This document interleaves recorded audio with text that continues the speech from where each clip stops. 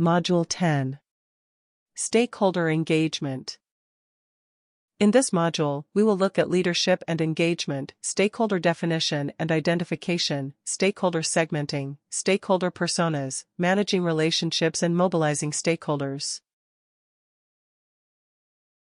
Leadership and engagement, the theory.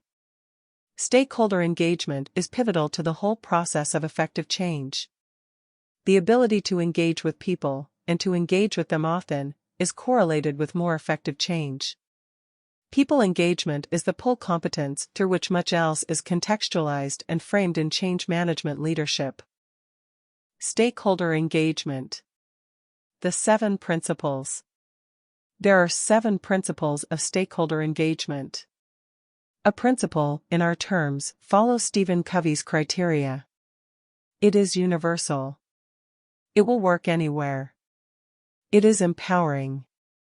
It offers change managers some kind of leverage. It is self-validating. It may not be obvious to a novice, but it demonstrates its value in practice. Principles are useful practical orienting statements in ever-changing contexts, which sometimes appear chaotic.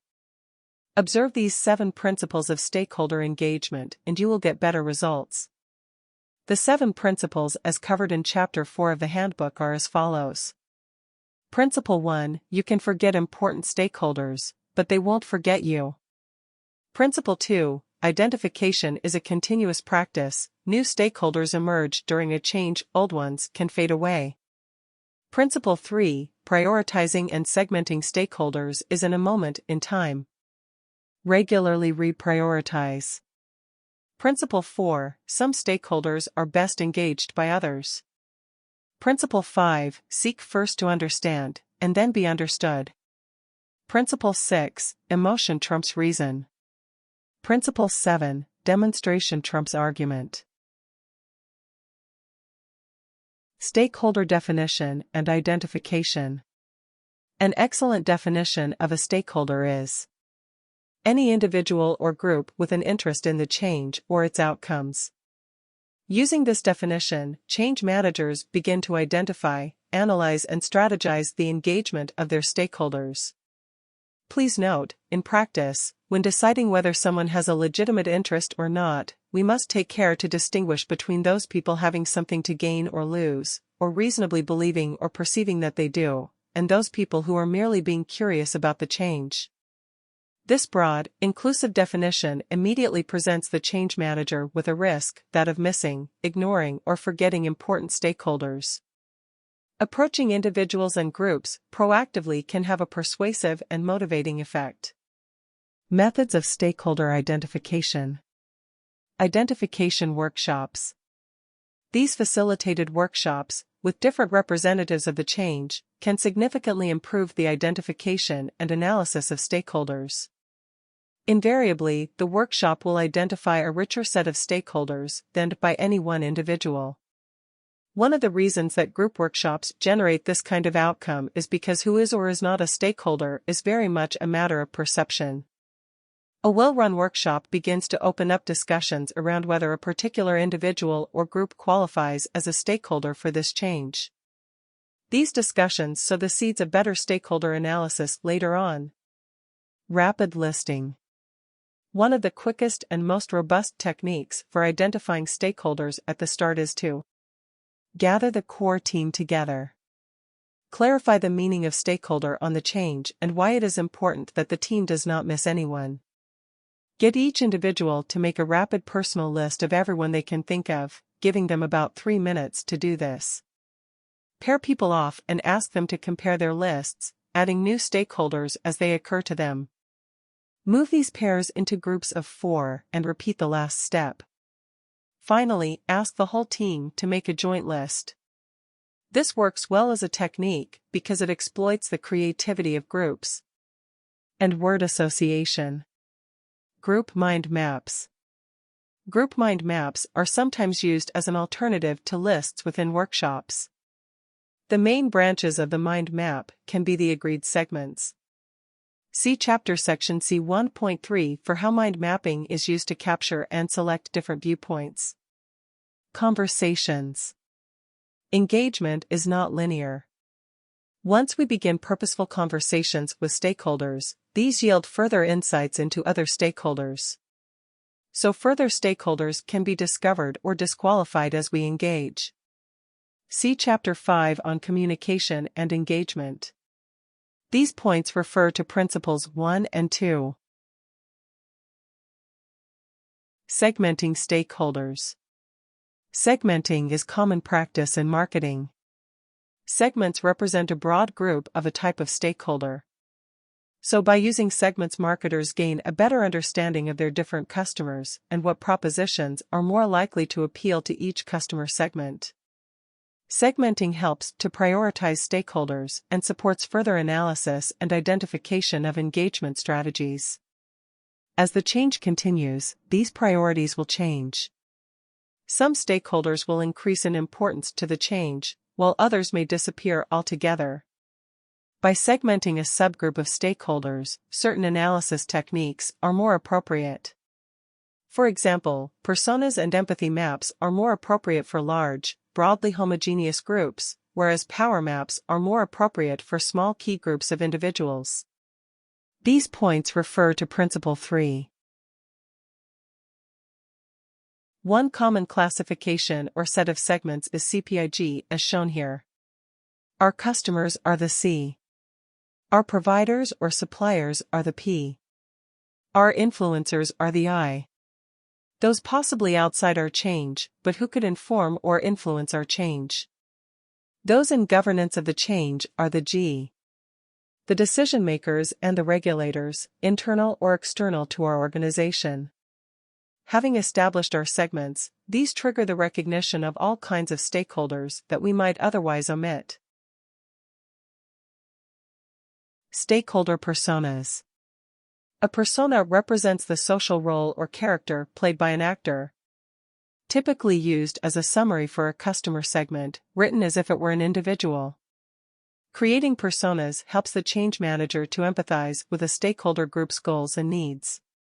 Use personas, with fictitious names and a human image, to shape engagement strategies and messages.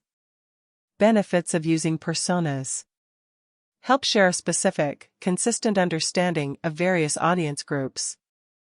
Data about groups can be put in a proper context and can be understood and remembered in coherent stories. Proposed solutions can be guided and prioritized by how well they meet the needs of individual personas. They provide a human face so as to focus empathy on the persons represented. Beware of social stereotypes, challenge caricatures of the personas represented. The stakeholder group illustrated here is plant managers within a utility business. The persona of Bill has been created to represent a typical member of this group. Bill is 42 and has worked in the company since leaving school. He started as an apprentice and has worked his way to this role through being promoted internally. He has an HNC in water mechanics. He has a wife and 3 children, 2 of them preschool. He is a member of a trade union and used to be shop steward for another plant until he was promoted to plant manager. At the moment, he is struggling to make ends meet as his mortgage repayments have increased. His wife is considering working evenings in a restaurant.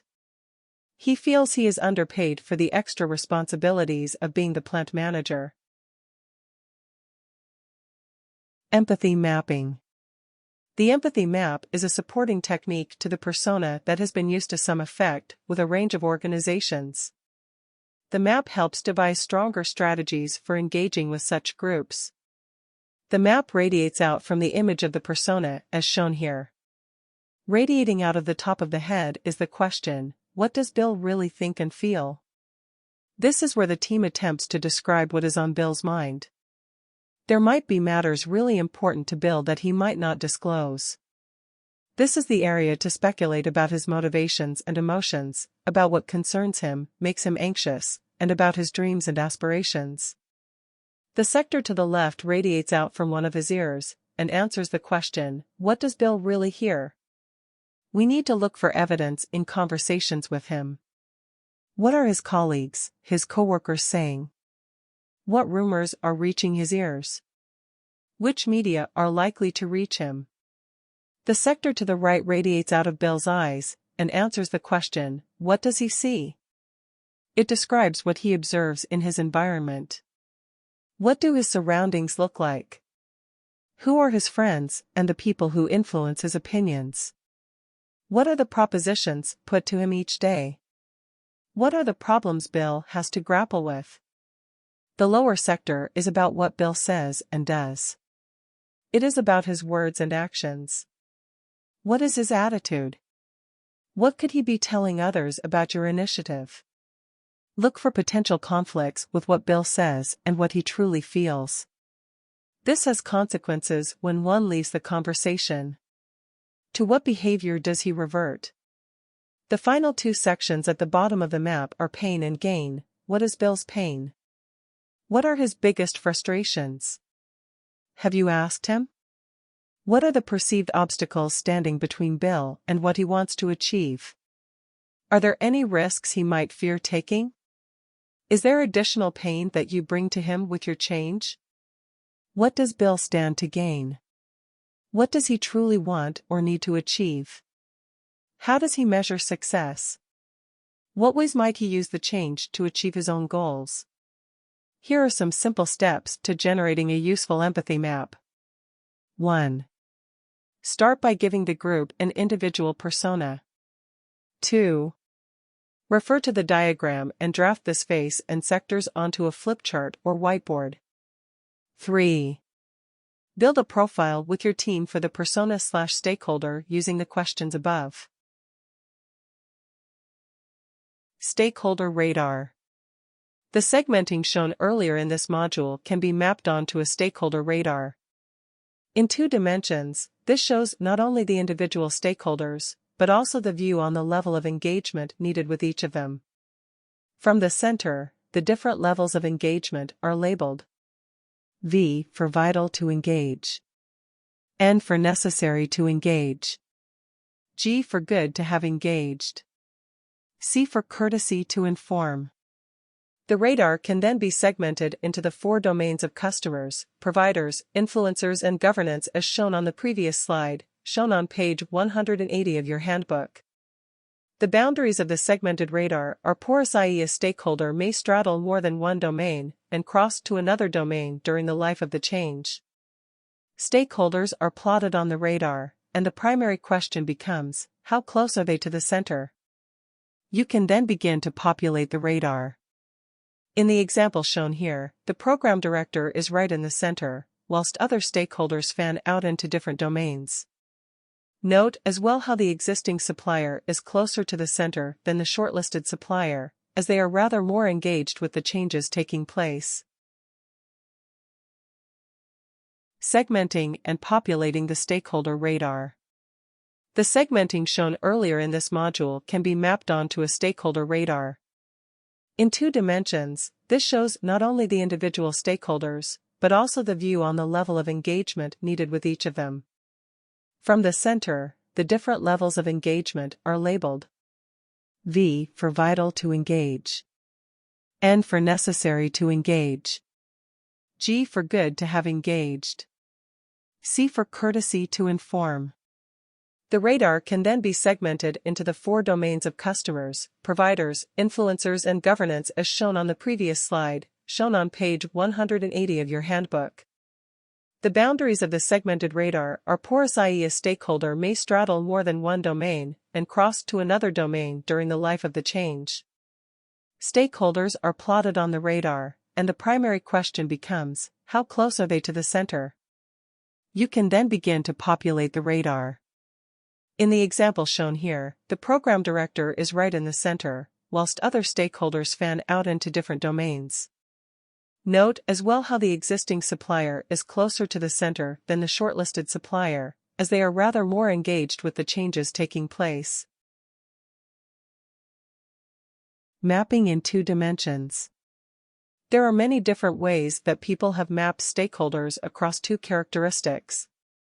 One of the most enduring and popular ways is by looking at each stakeholder in terms of their power/influence over the change against their actual interest in it, as shown here. Other common combinations of grid axes are Trust v alignment/consensus. Impact of the change on the stakeholder v influence. Power v commitment to the change. Energy v commitment to the change. Change readiness v commitment to the change. Stakeholders, groups and individuals, can then be plotted on this grid. Sometimes, the grids can be used for targeting. For example, a powerful stakeholder and influential observers needs to move to key players, that is to say, we need them to buy in and to be engaged more actively. It is just as important to ensure we keep certain key players in that quadrant and not drift into disinterest. Further, the spectators need monitoring, as they might move into other quadrants if a new interest or power base emerges. Take some time to list the key stakeholders for a change you are familiar with. Map these stakeholders onto a stakeholder radar using the VNGC criteria. Managing relationships and mobilizing stakeholders. Many influencing strategies that address the issue of momentum in change consider who, among the stakeholder mix, are themselves influencers of others. Frequently, change managers are not the most effective people to influence particular stakeholders.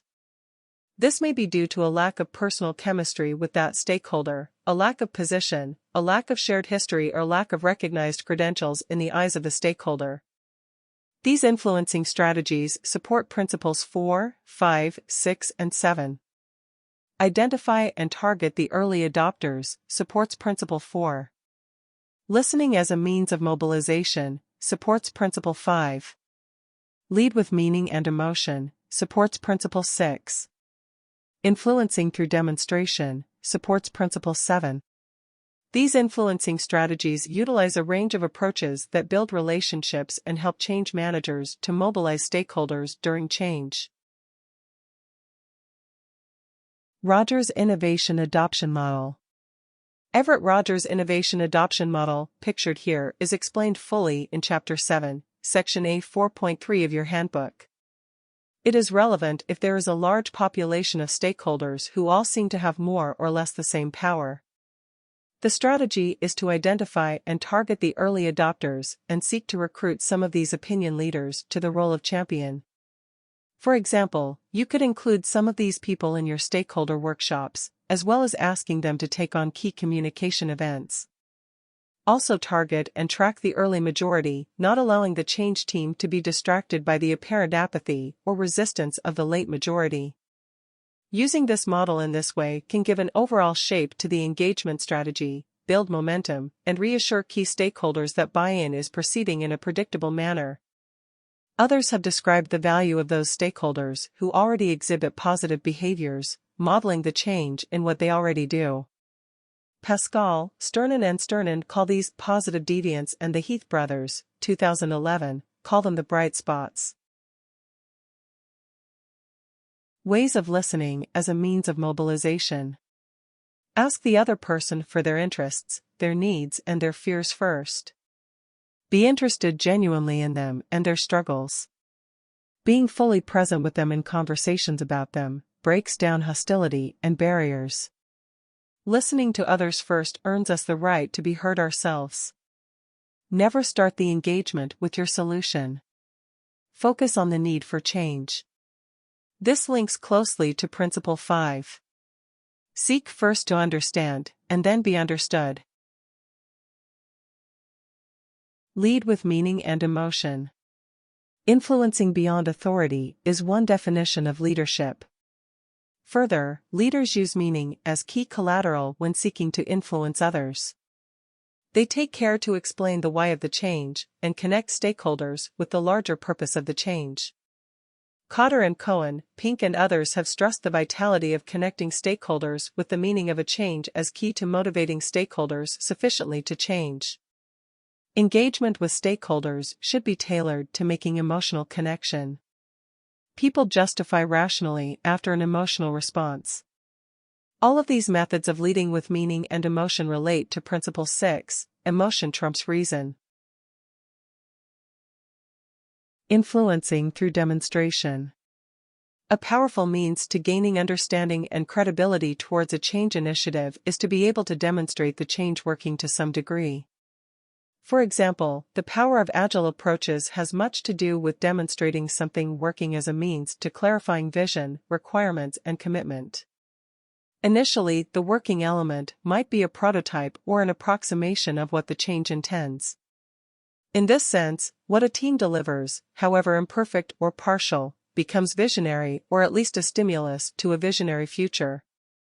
In this way, conversations can henceforth be based on something tangible. Early wins have huge value in stakeholder engagement. Early demonstration of progress or success can be powerfully persuasive in convincing other skeptical stakeholders. In marketing, this is described as the reason to believe, and empirically has been shown to improve the performance of advertising in generating sales. A good tip is to discuss with teams how the future might be prototyped for stakeholders, in a way that both clarifies and conveys the benefits to them of the change. This slide relates to Principle 7, Demonstration Trumps Argument.